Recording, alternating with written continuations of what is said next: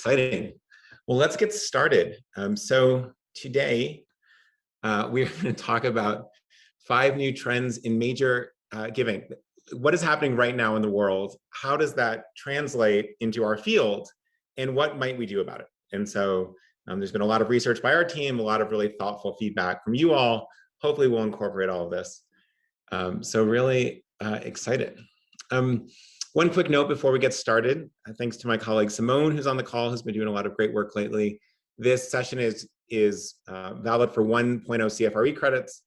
Some of you have had your professional development budget zeroed out, so hopefully this is helpful. For those of you that don't know what CFRE is, it's a professional certification in fundraising. So I think you require some amount plus a test to get certified, and then 15 credits every 3 years. So hopefully we can do this. Also, by the way, we have a bunch of our other previous sessions posted. They're each worth 1 credit. So if you need to catch up on it, you can do so, and that might be easy. At the end of this session, we'll drop in a survey, and that way you just have to fill it out quickly to make sure you get credit. Great. Hi, Mina from Ultraviolet, by the way, in New Orleans. Nice to see you. I'm Nita, who's the founder of Ultraviolet. Used to be my boss a long time ago. All right, so introductions. My name is Patrick. I am lucky to be the co-founder, along with my dear friend, Jenny Shia-Spradling. Jenny, by the way, had her first child a couple weeks ago. So she's really excited, and her husband is celebrating his first Father's Day. So we're very excited. Usually we're co-CEOs. Right now, she's on mat leave. So I'm solo CEOing FreeWill for the next few months. And we've just had a really big month. One of the most exciting things for us is that we just crossed $3 billion in terms of money committed and raised for charities through a whole bunch of different types of transformational gifts, mostly bequests and stocks and QCDs.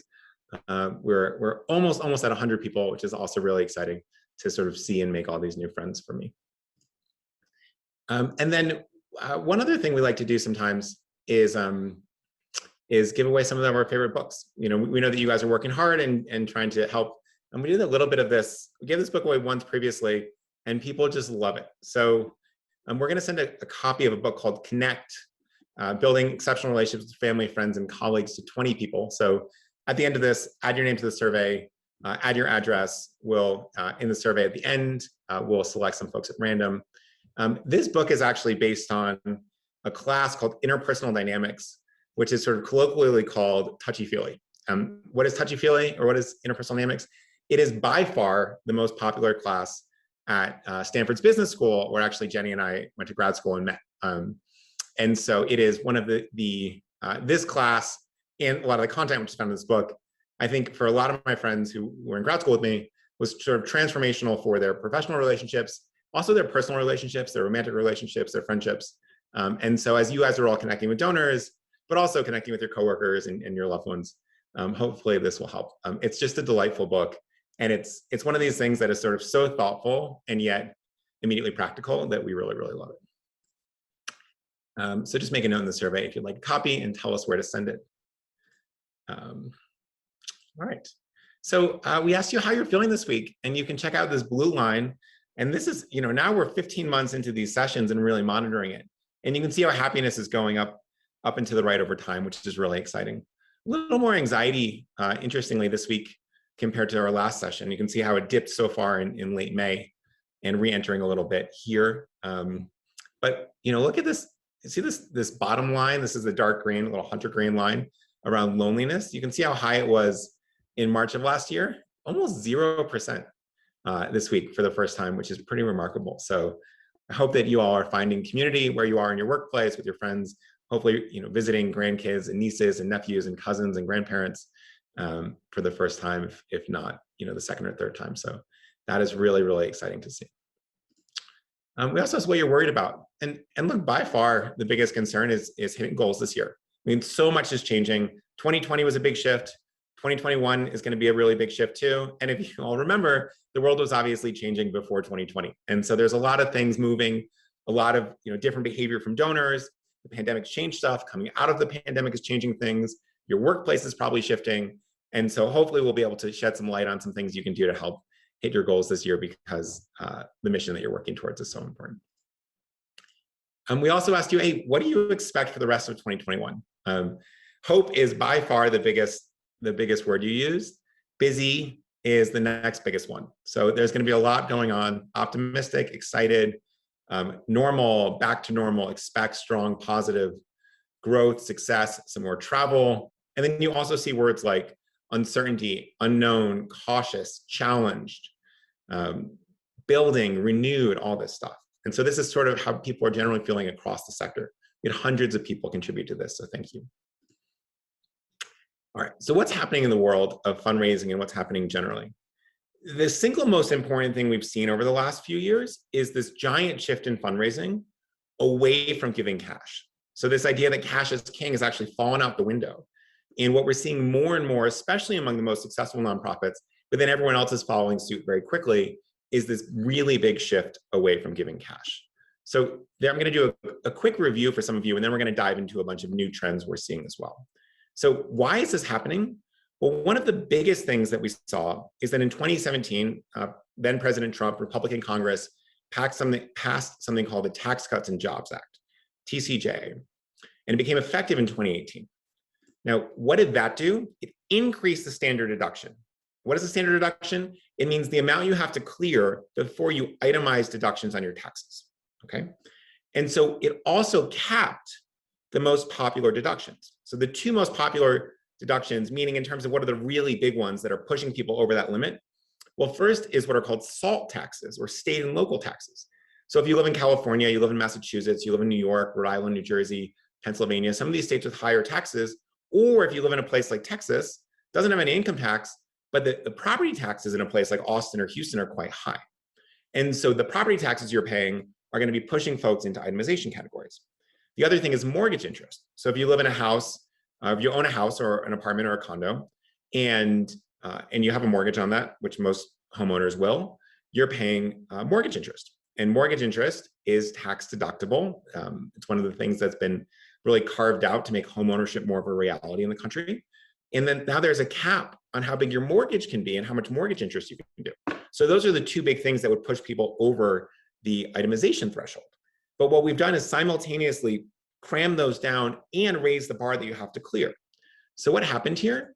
Well, the result is that in 2018, 2019, 2020, 2021, and going forward, at least until 2025, when some of these tax cuts expire, only 10% of American taxpayers are going to itemize deductions, compared to 30% in 2017. And so in 2021, giving cash will have no real tax benefit for 90% of adults. Now, some of you will note, and you might be thinking, yeah, but there's a really small above the line, meaning that like you can sort of deduct a little bit of charitable giving, but almost all of your donors are going to be over that. So for the most part, you're not going to see meaningful tax savings, even though we sort of talk about make a tax-free gift or a tax-deductible gift to a 501c3, that's actually out the window for most of your donors. And so what happens when donors give cash compared to other things is they actually end up being worse off. And so suddenly what we're realizing, and what a lot of gift officers are realizing, that the kindest thing you can do for donors is help them give smarter. And there are a bunch of different ways that people are giving that actually maximize tax savings in a way that cash just doesn't. And so cash is actually much worse for donors. It's also worse for nonprofits, as we'll see in a second. So there's this really big shift happening at a macro level. Now, some of you have seen this research. Let's get back into full screen here.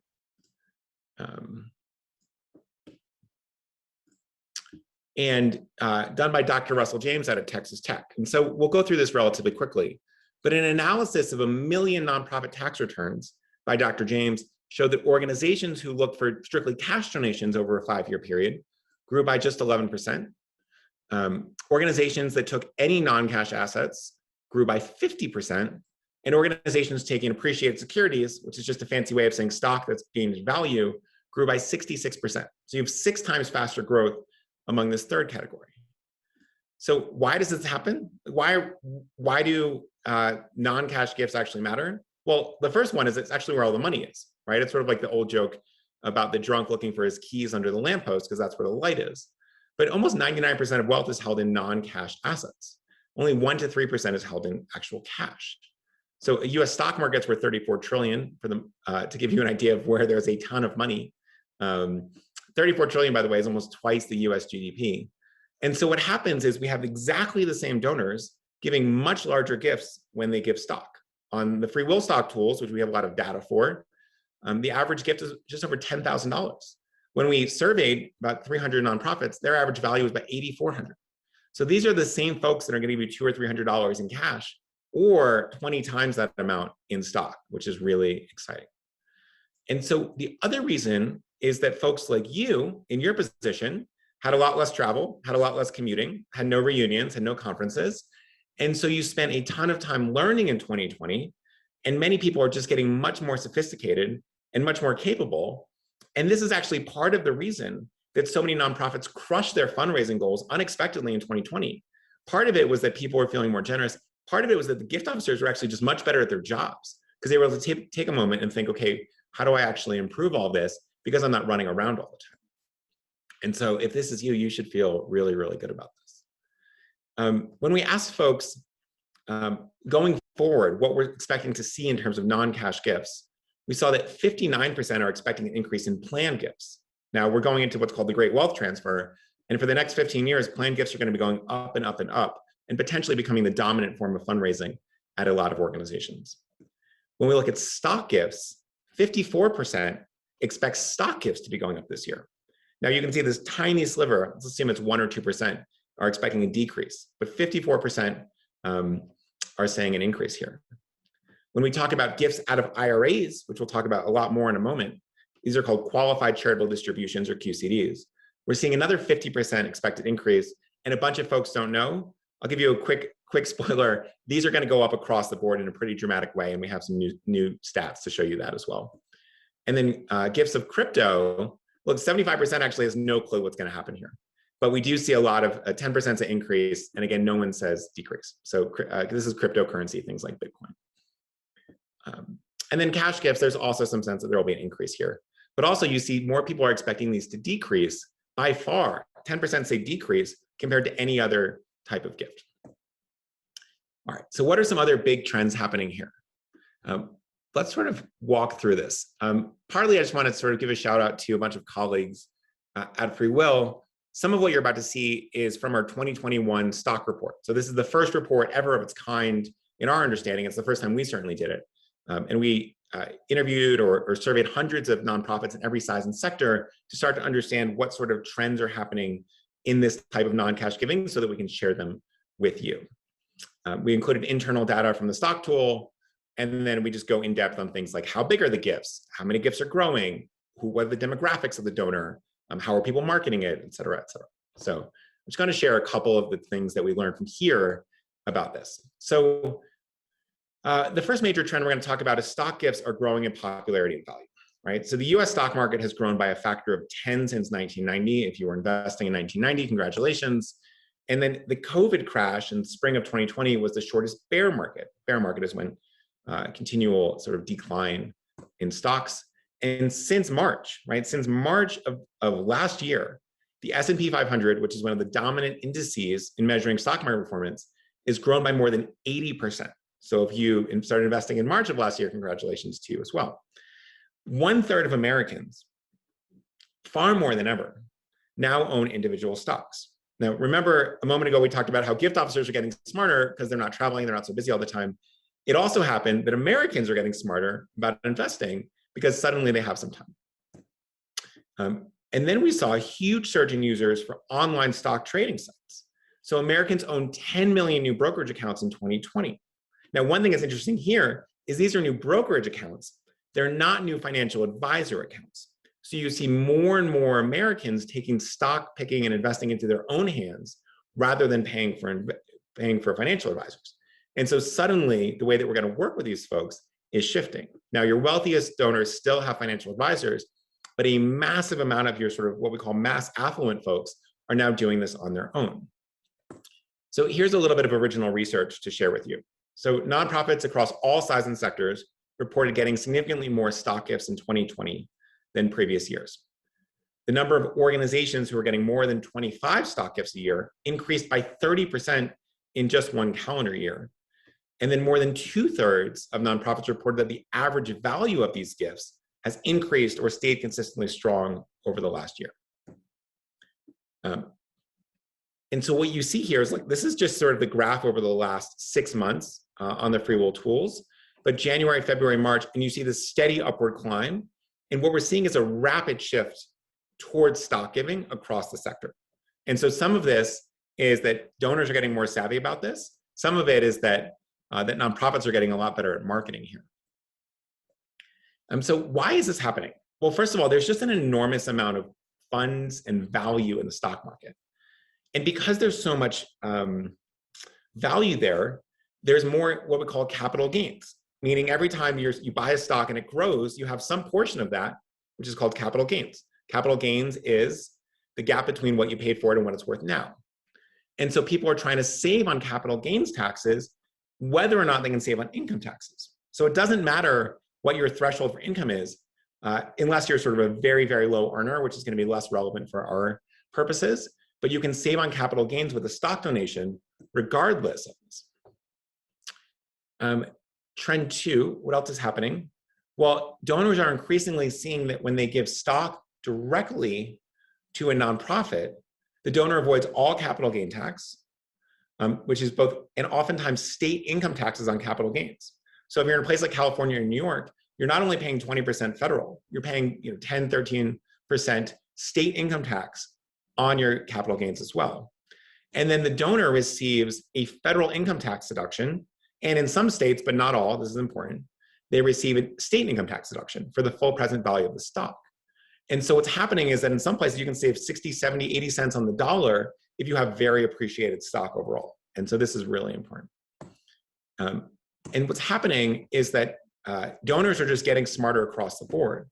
So 41% of nonprofits said that their increase in donor awareness is a driving factor in getting more gifts. And then nonprofits who marketed stock giving, so some of this is donors are learning more, nonprofits are more engaged, nonprofits are teaching more, donors are learning more, and then nonprofits get even more engaged. So nonprofits who marketed stock giving to their supporters were at least 1.5 times more likely to be getting stock gifts than those that didn't. It's pretty clear. You don't get what you don't ask for, but not a lot of people are thinking about this. An additional note here is that index funds are becoming more popular. And as we think about stock giving, it's really important to think about stock giving in the context of both individual stocks and what we think of as mutual funds. And in particular, things that are called index funds are getting more and more popular. So you can see here how much money is going into index funds versus actively managed funds. Now, why is this important? Well, first of all, what's the difference between these two? Actively managed funds is you pay me a small percentage of all the money I'm going to manage, and I'm buying and selling stocks on your behalf, right? As a fund manager. It is a very lucrative job to be a fund manager because you get a small percentage of everybody's assets, right? Index funds tend to have some fees, but they're much smaller, right? Why are they much smaller? Because I'm not actively trading on your behalf. I'm just saying I'm going to buy one of each stock, or I'm going to buy a weighted average of the S&P 500, and we're going to let you follow that as well, right? So it has a benefit because it's so low cost basis. And actually what happens is that many of the actively managed funds don't quote unquote beat the market. They don't actually do any better, but they cost more.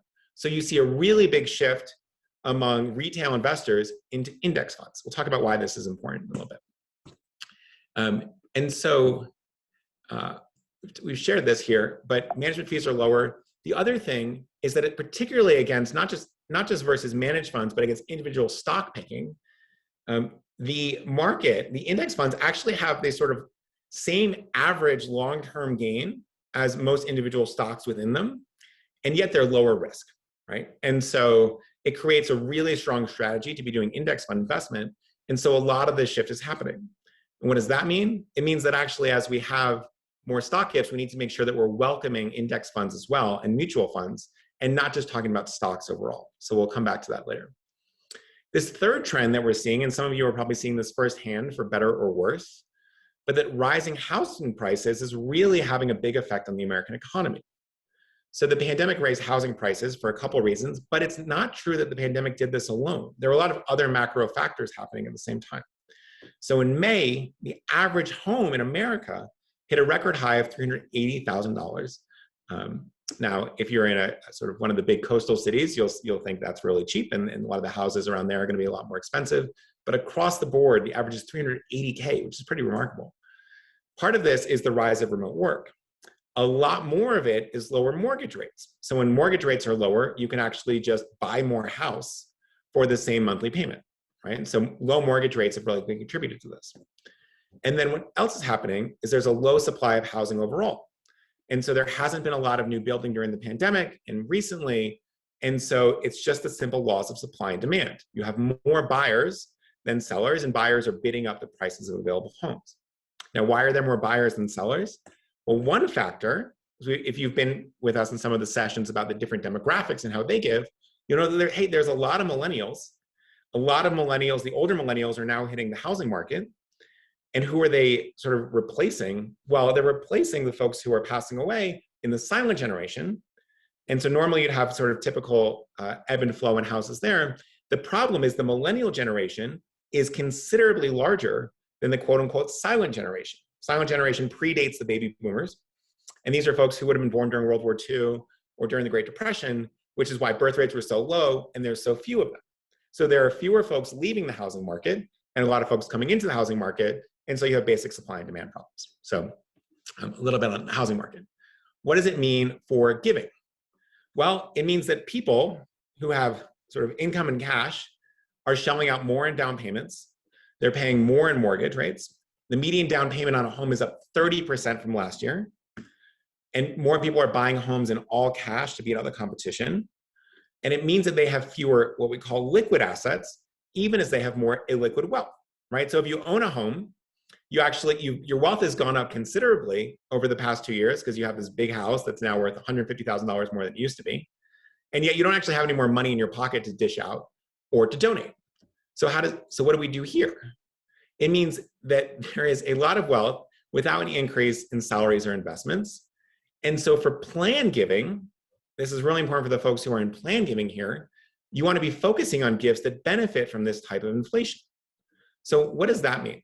What it really means is that whenever you're talking about plan gifts, especially for anyone who's sort of younger than 85 or so, you want to be asking for a percentage gift as opposed to a specific amount.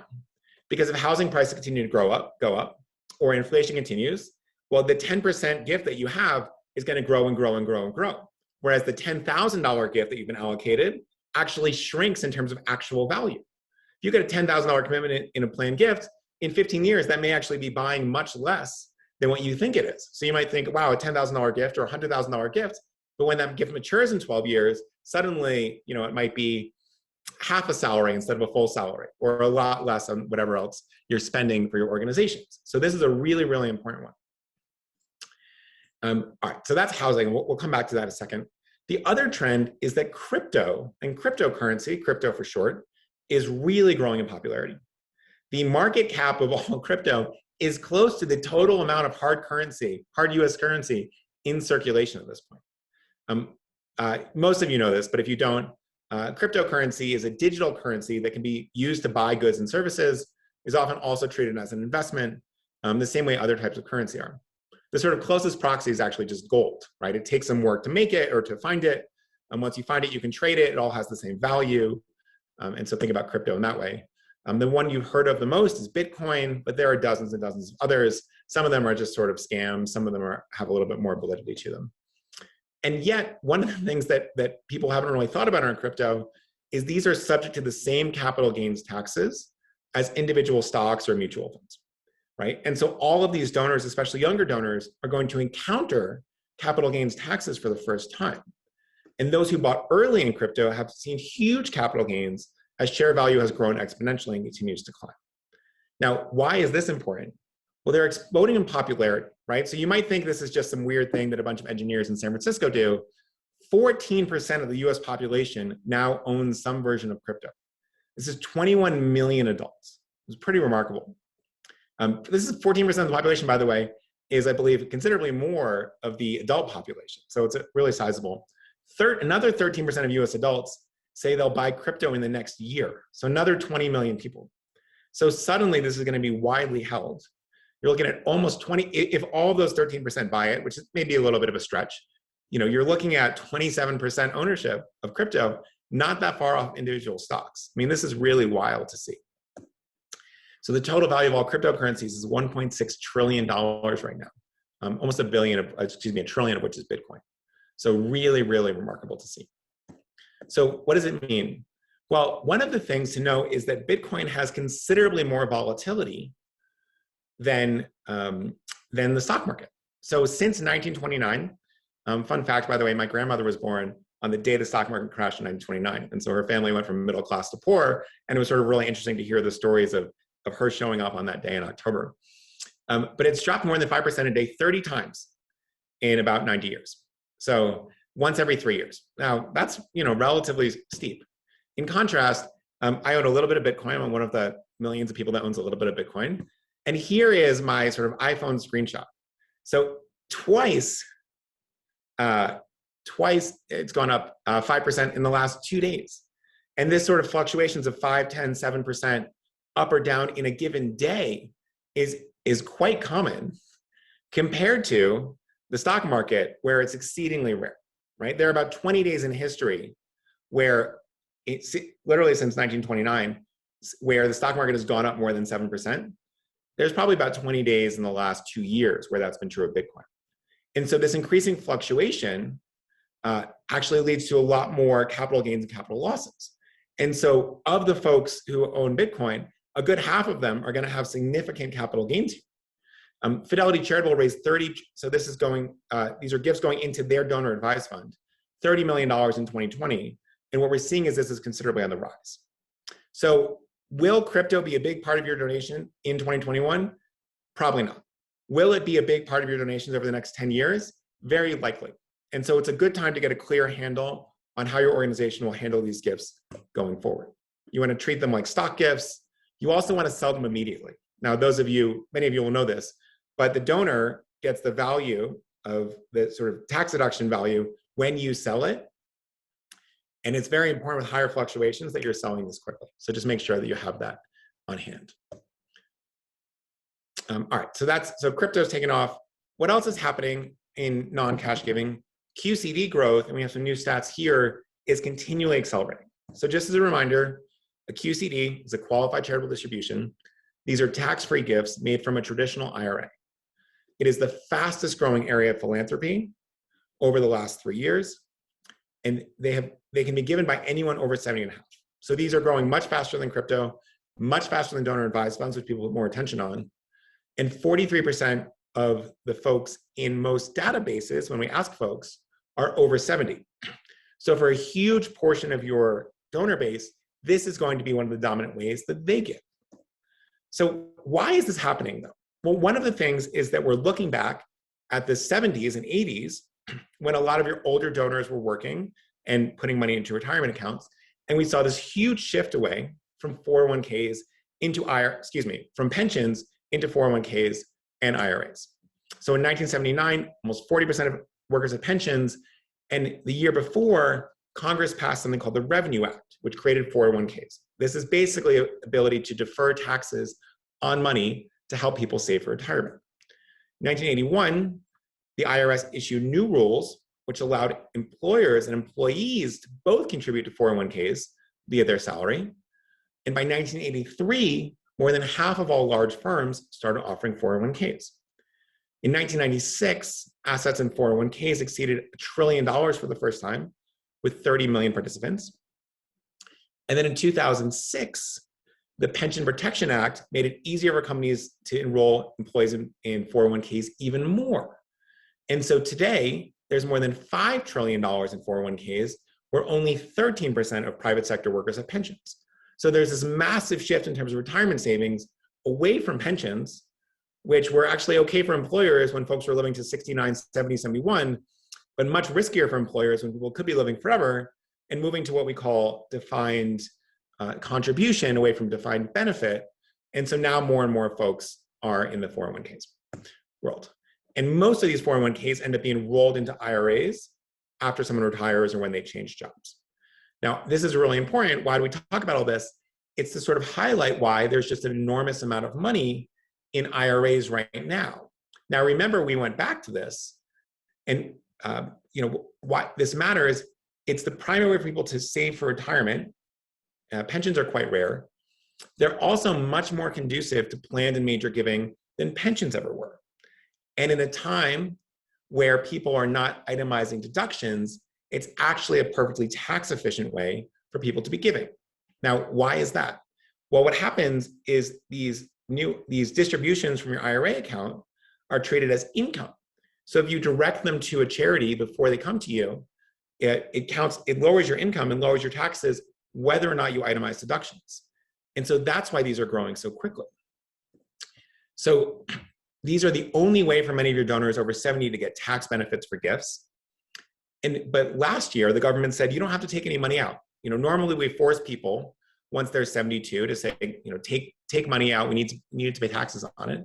But because the market crashed last year, you now have 2 years of people who are becoming newly eligible. That's 6 million potential donors. And you have these larger cash balances in the IRAs because the stock market has been so strong. So what are we seeing here? Well, despite the lack of RMDs are required minimum distributions. What government says you have to take out of your IRA. QCDs still kept growing. Nonprofits of almost every size received more QCD gifts last year than 2019. This will increase again in 2021. And these are very big gifts. They average about $8,000. Why is this important? It's not just that major donors use this. It's that normal donors, $100, $50, $200 a year, are suddenly making much larger gifts when they give out of their QCDs. So the way that you can move your annual donors into major donors is not do anything crazy from a stewardship perspective, although that's also important. You actually just change the way they give, and suddenly these gifts end up being much larger. And late last week, we crunched the numbers to look at May 2021 versus May 2020 to see, hey, are these going to continue to grow? Well, we saw that gifts are 90% higher in terms of total number in May 2021 compared to May 2020. So these will be taking off in a massive way over the next 9 months. And you should be seeing a large number of gifts here. These are, by the way, only for 501c3 organizations. All right, so let's talk about what to do about all of these trends. And you can probably infer some of the conclusions already, but it's really important that we dive in and say, okay, tactically, what do we do? Well, first things first, coming back to this idea of housing prices and the risk of inflation, as well as overall investment growth, you really, really, really want to be focused on percentage gifts for planned giving over strict amounts. Planned gifts allow for inflation. They prevent nonprofits from receiving a lower gift amount in the event of a reduced estate size, but they also end up being 7 to 15 times larger than what we call sort of specific gifts, meaning you'd much rather have 5% than you would want to say $10,000. When we ask you, are bequests left to your organization usually a percentage or a specific amount? More often a percentage is 17%, more often a specific amount, 22%, about 50-50 is 18%, and then a good number of folks didn't know. So let me just sort of pause here. If you are in category 2 or category 3 here, you need to make some major shifts to the planned giving role, and you really need to be focusing a lot more on percentages. Now, why do we actually end up in this trap? Well, it turns out that a lot of people will say, oh, I left a gift in your will, or I left a percentage, but you don't actually specify, and you don't know how big the estate is until until that donor passes away. And so it's sort of somebody else's problem by the time it gets there. But coming back to this idea that the percentage gifts are 7 to 15 times larger, you can think of a percentage gift is worth 7 to 15 times the number of sort of outright cash gifts you might get. So you really want to be shifting behavior. It is so much more valuable to be getting a percentage gift than a named cash amount. So what do you want to do? A lot of people are really curious about planned giving, and they don't know a ton about it. So you can really use social proof here. Say something like, many supporters like you create a legacy by donating 5% of their estate to our organization. And you want to ask what impact the donor would like to have with their gift. What you don't want to do is lead with a specific dollar amount. And you also don't want to use technical jargon. So when you're having these conversations, it might feel like small tweaks of phrase are going to lead to gifts that are 10 times larger than the other gifts you're going to make. So if you're having a one-on-one conversation, you might say something like, creating legacy with us helps ensure we will continue to realize our mission for many years to come. Many donors have chosen to leave a percentage of their estate to us in their will. Would you like to learn more about that? And so when you have these conversations, we're really leading with the idea that other people are doing this and other people are leading a percentage, and you'll end up with much larger gifts. On your website, you can copy and paste this type of language. You want to say things like, many donors choose to leave a gift in their will and create a lasting legacy. Giving a percentage of your estate can help us find many more dogs loving a home for decades to come, or obviously whatever your mission is. Contact us or click here or do whatever to learn more. So this is a really big shift to make. And then step 2, so what do you do if you have a donor and they already have a $5,000 gift or a $12,000 gift to you in their will, and they've told you about that? Well, one of the idea is this idea of pulling forward that gift and moving to a percentage. So you might say something like, and this is particularly for older donors, right? If you get a cash gift from a 40-year-old, they may not be ready to sort of advance that gift yet. But for older donors, you want to suggest turning the cash amount into a real-time gift and replacing it with a percentage. So you would say something like, many people like to see firsthand the impact of their gift. Would you consider turning that $15,000 into a real-time gift so we can do whatever our mission is? We can then replace the fixed amount with a small percentage of your total estate that will change over time, right? And so suddenly you have more money immediately, and you're actually going to get a much larger gift. And we know some folks, some of the smartest plan giving folks in Australia, this has become one of the dominant strategies that they use in order to actually grow their plan giving by so much while actually getting even more real-time gifts in the moment. All right, so moving aside from plan giving, what we're seeing is this big shift towards non-cash giving for major and sort of medium donors. So the cash gifts, as you know, are now worse for your donor, and you'll miss out on larger gifts from the same people. And so it's much kinder to be steering donors into a tax-savvy direction. And what that means is that you really need to be putting non-cash gifts front and center on your website. So a lot of these websites were designed pre-2017, right, when all of that cash was tax deductible, and it no longer is. And so when we see things like, where do stock gifts come from? A lot of them come from people who are already thinking about giving, didn't realize they could give stock, and suddenly they're giving $10,000 stock gifts instead of $200 in cash. And so you're missing out on massive gifts when this doesn't happen. So what you want to do is make sure that you have non-cash giving options on your donate page. Your ways to give page is nice, and you should have that. But it's particularly your donate page where you're funneling the most of your donors, so you can actually get much larger gifts than you otherwise would. Otherwise, you're just totally missing out on major gifts and major donors by not having that. They should also have their own giving pages, obviously, for donors to learn more. And you want to be educating donors on your impact of these gifts. Once you can turn somebody into a QCD donor or a stock giving donor, they'll do it repeatedly. How do we educate folks? Well, a lot less jargon and more on impact. You can just say something like, you can save up to 70% on taxes and make a bigger impact with a gift of stock, right? And even we see people using language like, people are choosing not to give cash and instead giving stock. And it really sort of heightens the senses around learning. And so why would you have this on your website? There's a couple of things here. One, you really want to give donors who are already making a non-cash gift an easy path to doing so. You want to capture the information of folks who are interested, but might not complete a gift without your help. And then 3, you actually want to start educating your donors who are curious about this. So people are really hungry to learn, but they're counting on you to teach them. And so for stock gifts, one other really sort of tactical thing, but super important.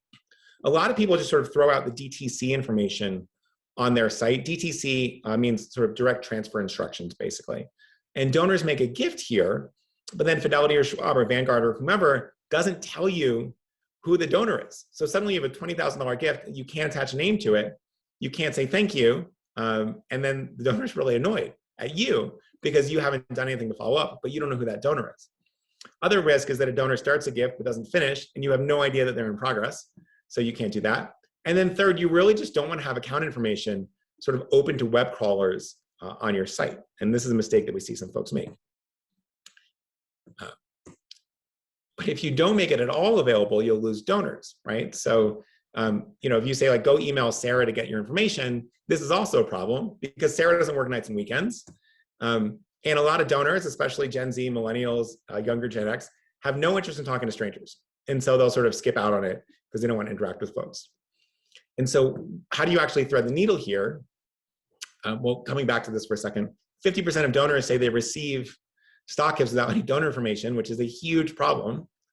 And so you really want to be collecting donor info before revealing how to give on virtually all of these types of gifts. So how do you thread the needle there? Well, one thing that St. Ignatius High School, which we've seen has done just tremendous things and grown their fundraising considerably through non-cash giving, is they basically just have this little button that says access transfer information. And then you fill out some really basic information before it surfaces the content. So now I know that Jane Doe is trying to make a gift, that I should be on the lookout for this $12,000 gift coming from Vanguard or this $200,000 gift coming from Vanguard. And I know exactly where Jane Doe wants to put it towards the scholarships, towards the athletic program, whatever, instead of just getting this gift out of nowhere and then having an angry donor that I can't steward and I can't ask again. So really big shift in sophistication here, not that much effort, really, really important. The last thing I want to note is when we think about sample language here, remember coming back to this idea that people own a lot of individual stocks, but increasingly you're seeing the shift towards index funds and mutual funds. And so when you want to have your stock donor language, you want to make sure you're calling out stocks, bonds, mutual funds in particular, or ETFs as well, because it can have a large impact on your mission, right? So don't think I just take individual stocks. Make sure you also know that you welcome things like Spider or Vanguard accounts, et cetera, that are going to be very large gifts to you. Okay, so that wraps up a bunch of the content. Anyway, there's some more sample language. We'll send this around after the fact.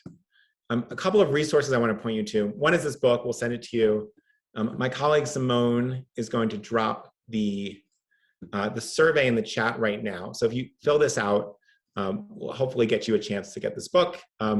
Honestly, it's one of, if you don't get it, just go buy it for yourself. It's not that expensive. One of the most transformational courses that I've seen in existence. And so just make a note in the survey with your address and we'll make sure to do it. Second thing, I alluded a couple times to this 2021 report on appreciated stock. This is the first one, but there's a ton of really valuable stuff in it. We're really proud of it. It is much longer and there's tons of things that we didn't cover because we only have an hour. So we can send that to you if you like. Just make a note in the survey as well. We've also done some best-in-class research on QCDs. They're so new to so many nonprofits, they're so new to so many donors that everyone's trying to get their head around it. And so we really tell you sort of who's giving these, how big, what does it look like for a small organization, a medium organization, a large organization, a super large organization. And then lastly, we've sort of put together some templates. Some of you are getting more comfortable talking about stocks and other stuff, but making sure that you have some templates to follow up with donors. All this is obviously free. So just make a note. If you want to come on Thursday, the 24th, so not in 2 days, but in 9 days, we're doing a very quick demo of some planned and major giving tools and how other people are using it to raise tons and tons of transformational gifts. And my colleagues, Simone and Josephine, who are just lovely, will do that. And then if you need a one-on-one walkthrough of how our stock tool works, how our bequest tool works, how our tool around QCDs has raised a whole bunch of money for charities, we'll just connect you with one of these wonderful people. And so just make a small note in the survey. All right, so we're gonna take a 60-second break. I'm gonna look through all the questions. Ideally, you will use this time to fill out that really short survey. That will be super helpful to us. And then we'll come back and answer a bunch of your questions in about 60 seconds.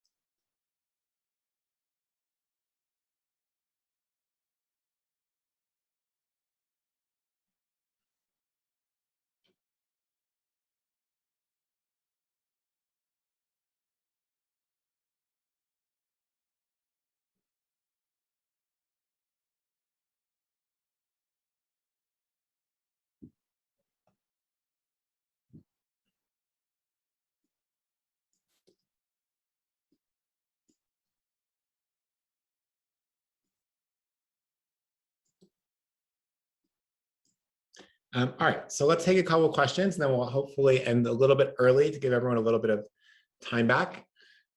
So first question is, what is actually the mortgage interest cap for houses? Right now it's capped, I believe, on principal of $750,000 until 2025, when it will go up to $1 million. So it means that any principal that you're paying a mortgage on over 750K, you do not get a tax deduction on, right? So it basically privileges smaller home buyers over larger home buyers, and potentially with good reason. Margaret asks, can one nonprofit foundation give or transfer stocks to another nonprofit foundation, or must the stocks be converted to cash? Margaret, there are two answers here. The first is what is theoretically true, and the second is what is practically true. Theoretically, yes, you could take stock, you could then move it to another nonprofit. The first, if you're both 501c3s, none of you are going to pay taxes on it, etc. But you shouldn't do that. Why not? Because what you really need to do is, especially if it's publicly held stock, right? Meaning it's not sort of 20 shares of Joe's Plumbing Company where there's not a liquid market for it. You want to sell it immediately. Why are you selling it immediately? Because the donor gets a tax deduction largely based on the price that you sell it for, not if you hold it indefinitely. And so you increase the risk to the donor the longer it's held on, and certainly transfer to another nonprofit would increase time. Daniel asks a really important question. So this is a great question, Daniel. Daniel says there's some potential for capital gains taxes to be increased under the Biden administration. He notes there's a long way to go, and who knows what the US Senate will do. Would this translate to giving more stock in 2021? If this happens, it is likely not to take effect in 2021, and yet it will result in an enormous shift towards more stock giving. So what is the proposal? It's roughly to change capital gains taxes to similar rates as, excuse me, ordinary income taxes, which means that if you're saving basically 37% twice, suddenly you're just having massive savings. And so really important question, if capital gains taxes go up, you're going to see a ton of shift towards even more stock giving and a lot more attention on stock giving, which in itself will result in more giving. Michelle asks, what's the difference between index funds and mutual funds? Mutual funds are a broad category, and within that, index funds are a smaller category. So an index fund is a mutual fund is not necessarily an index fund. An index fund tracks the specific indices as opposed to someone buying and selling on a daily basis, trying to maximize returns. So that's the biggest difference. Beth asks, how do you know if a gift is coming from an IRA? This is a really big problem. Sometimes you don't. So you'll start to recognize who are the IRA holders. But if you just get a $10 check from Fidelity or $10,000 check from Fidelity, it could be a couple of different things. It's really important to make sure you're capturing donor information on the front end. So if that gift comes in, you know whom to match it to, and you know that it's an IRA gift. Because there's actually different tax implications for an IRA gift, right? You don't get tax deductibility for an IRA gift. They just save on taxes by reducing their income. So it's really important for you to know what's an IRA gift, what isn't, which is why we really recommend these sort of tools around capturing data to understand the gifts before they come in. Otherwise, you can end up stuck. All right, what else? Janet asks, how can they give a real-time gift if they don't have funds until their estate is realized? Janet, what we really mean is when someone has a relatively small gift, and $5,000 is obviously a big gift, but it's sort of small as an estate gift. And oftentimes they will have those funds in a bank account or something else. So you're right, if they're gonna give $2 million, they may not have that easily accessible until a home is sold or something else. And yet this is really valuable. All right, so let's do one more question and then we will wrap up. Let's see what a really good one is. Anna asks, what is the best way to market gifts of cryptocurrency? Any good examples? So I'm going to use this to sort of reframe it a little bit. So one idea, certainly what can happen is you can send a postcard to everybody in your donor base and say, you can now give crypto. And that may be helpful. What instead you really want to do, for the most part, is talk about how powerful the mission is. And then in the direct mail piece, or especially on your donate page, make sure that you have different options to give different ways on that page. right? So that way you put all your energy into saying, oh, you should really contribute. And then as I'm ready to contribute, you may have, options for MasterCard and Visa and Discover and PayPal. All these are going to be good. You also then have options for crypto, QCDs, stock giving, right? So rather than say, how might we do one piece in our newsletter or one postcard, this may also be valuable. How do you think about funneling all of your donations through this avenue where people are encouraged to give larger amounts because they're giving these other vehicles, right? You can do tons of things to increase donation size.